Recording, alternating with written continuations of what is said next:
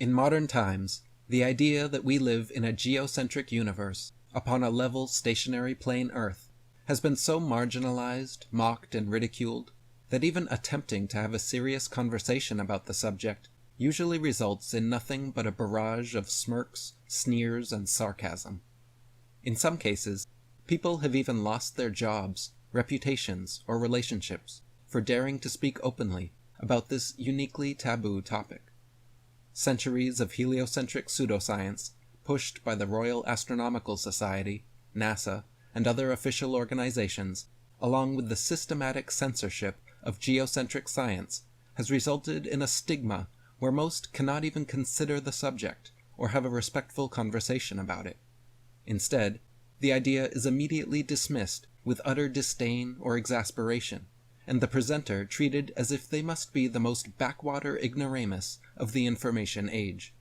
Thanks to generations of intellectual indoctrination and emotional propaganda, the idea that Earth is the tilting, wobbling, spinning third spaceball from the sun has become unquestionable gospel in the Church of Scientism. Heliocentric priests like Copernicus, Newton, Galileo, Einstein, Hawkins, and others have been elevated to scientific sainthood and their theories canonized as laws. NASA and other space agencies, since their inception, have released countless pictures and videos showing supposed visual evidence for their claims, further cementing the solidity of heliocentric pseudoscience into the minds of the masses. The average modern man is so thoroughly brainwashed by the globe religion that anyone questioning it is perceived as a blaspheming iconoclast or a heretical apostate.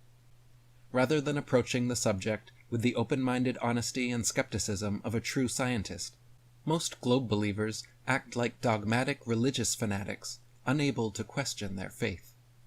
Due to this knee-jerk rejection faced when trying to inform others, the challenge of getting people to reconsider what they have been taught can be an overwhelming task. And due to the harsh, snarky ego defense mechanisms instilled into these loyal globelings, expressing doubts about tenets they perceive as already proven beyond reproach often results in ruined relationships and reputations. Thus, the best way to breach this subject in most situations is indirectly, and if possible, anonymously. There are many effective forms of anonymous activism available to inspired individuals, such as stickers, pamphlets, murals, cards, music, videos, public displays or demonstrations, thumb drives or burned DVDs of documentaries, and physical books or my free audiobooks and videos like Flat Earth FAQ, Flatlantis, The Earth Plane, The Flat Earth Conspiracy, and 200 Proofs Earth is Not a Spinning Ball. Tell your local library or bookstore that you would like them to stock Eric Dubay's books, then give them away as gifts, share them on social media, and loan them to anyone with a curious, open mind.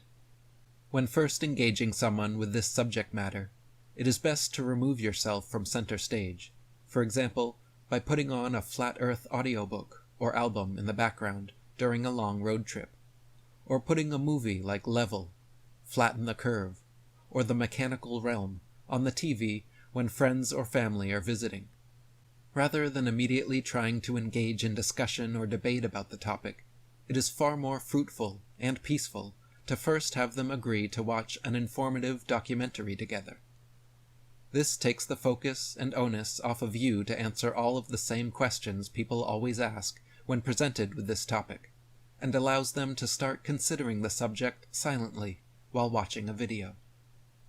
Then, afterwards, when they ask you the same few dozen questions that everyone does, instead of attempting to formulate your own concise, articulate answers, just bust out your trusty copy of Flat Earth FAQ and read them verbatim the chapter titled after their frequently asked question.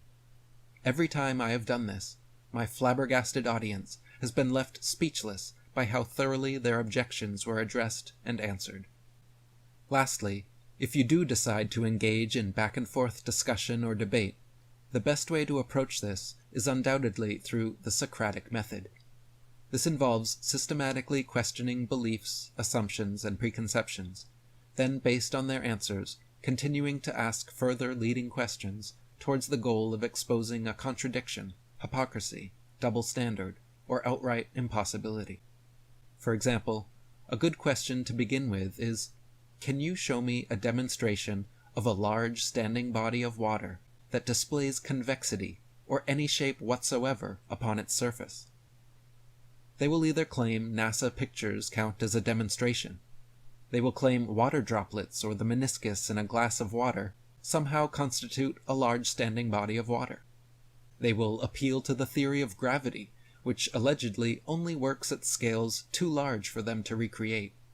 Or they will admit that getting a standing body of water to curve around and stick to all sides of a spinning sphere is actually physically impossible.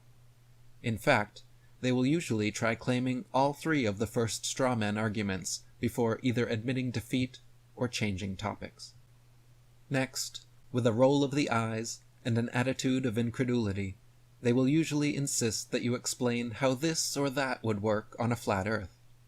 In these situations, I recommend reminding them that the heliocentric globe model is the positive claim being made, believed by the vast majority, and promoted by the mainstream, whereas your position is simply that of someone with questions. Many globe believers have forgotten that asking questions and doing experiments to test for ourselves is the very definition of the scientific method, and exactly what so-called flat earthers are doing down at the lake with our lasers, at the beach with our telescopes, and in high-altitude balloons with our zoom cameras.